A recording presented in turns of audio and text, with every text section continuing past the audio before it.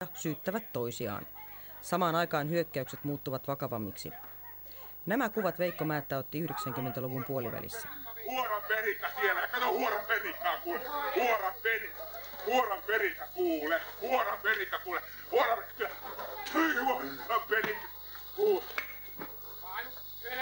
Huoran perikka kuule, huoran perikka. Hei! Tuli käymä paholainen. Veikko Määttä on kuvannut naapurilähiötään useina eri aikoina. Paholainen, sano hyvällä. Mä oon tuon kamera helvetti. Ne helvetti saa kerrottia.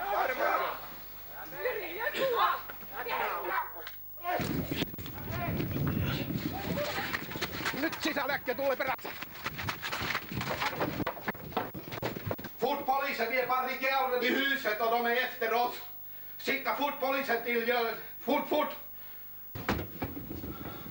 Tällä kertaa Veikko Määttä ehtii hälyttää apua. Perheen tytär vastaa haastattelupyyntöön.